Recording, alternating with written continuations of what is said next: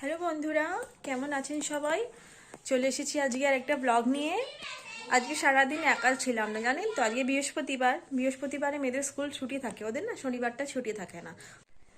কালকে ওর বাবার সঙ্গে ফেরার পথে ক্লে কিনে এনেছিল, তো সকাল থেকে আমার মাথা খারাপ করে দিচ্ছে যে মা ক্লে বানাও, ক্লের সঙ্গে কিছু বানিয়ে দাও, আমাকে কিছু ক্রাফট বানিয়ে দেখাও।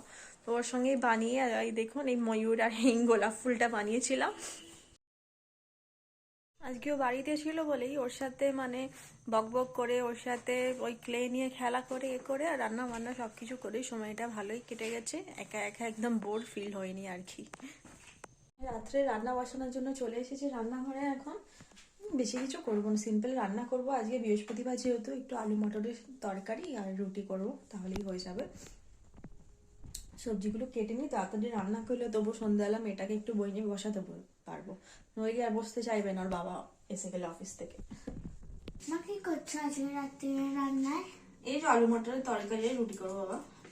আমি উঠে পরোটা খাবো। আচ্ছা ঠিক আছে, তাই পরোটাই করে দেবো। তুই এখন না বুকে, তুমি চলে যাও। তোমার ড্রয়িং এর কাজগুলো যে বাকি আছে দাদা দিয়েছিল, সেগুলো করে নাও যাও। ঠিক আছে। ড্রয়িং এর কাজটা হয়ে গেলে আমি স্কুলের পড়াগুলো একবার দেখবো। হ্যাঁ, না আমি টিভি দেখবো। টিভি নয়, ড্রয়িংটা হয়ে গেলে স্কুলের পড়াগুলো দেখে নেবো, তারপরে তুমি টিভি দেখবে। কারণ পাপা এসে গেলে তো তুমি আর পড়তে বসবে না। ঠিক আছে। আরে বোতলে জল ভরে দিয়েছি, নিয়ে গেছিলে? হ্যাঁ না কোথায় গেল বোতলটা? বোতলে জল ভরে দিও তাহলে।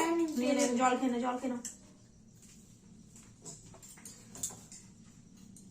বাবা এসে গেলে আর কেউ পড়তে বসবে? কোনো বাচ্চাই পড়তে বসবে না। শুধু অপেক্ষা। আমরা তো আসলে বলুন, যখন আমরা ছোট ছিলাম আমরাও তো অপেক্ষা করতাম যে কখন বাবা আসবে, বা বাবা আজকে কি আনবে। কোনো না কোনো দিন তো কিছু না কিছু আনতোই। কোনোদিন মিষ্টি, কি কোনোদিন খেলনা, কি কোনোদিন চকলেট। সব বাচ্চারা এসে, জেনারেশন চেঞ্জ হোক কিন্তু বাচ্চাদের আপনাদের এই জিনিসগুলো কিন্তু একই রয়ে যায়।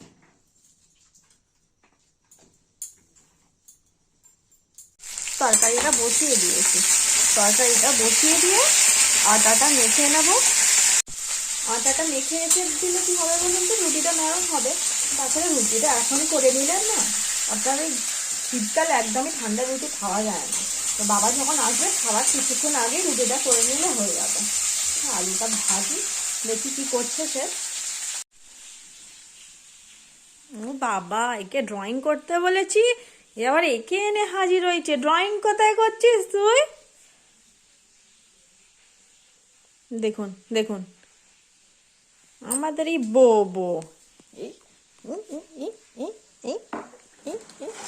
হ্যালো হ্যালো করো সবাইকে, করো হ্যালো। এই যে এ খুব শান্ত, জানেন, একে মানে ঘাঁটতেও ভালো লাগে, চটকাতেও ভালো লাগে। কিন্তু আর একটা যে আছে, তাকে আমার ভীষণ ভয় লাগে। কামড়ে দেয়। দেখুন কথা শুনছে, দেখুন দেখুন একভাবে কেমন কথা শুনছে, যেন কত বোঝে কথা।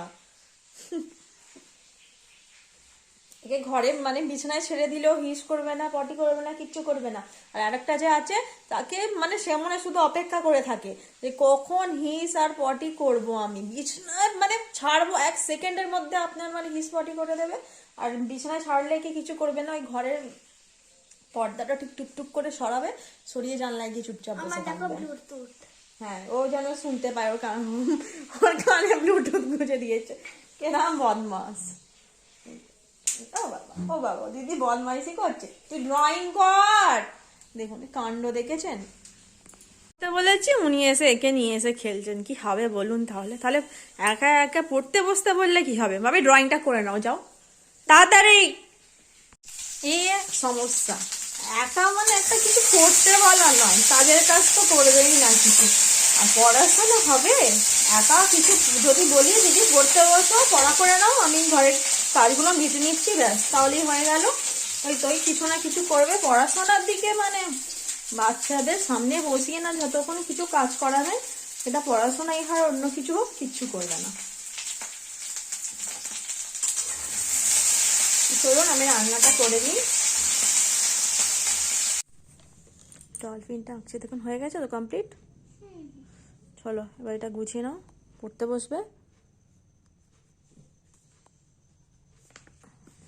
তো ড্রয়িং কমপ্লিট হয়ে গেছে, আমি এবার ওকে পড়াতে বসবো। তো চলুন দেখা হবে আবার পরের ব্লগে। আমার ভিডিওগুলো অবশ্যই লাইক, কমেন্ট আর শেয়ার করবেন, আর আমার চ্যানেলটি সাবস্ক্রাইব করতে একদম ভুলবেন না। টাটা।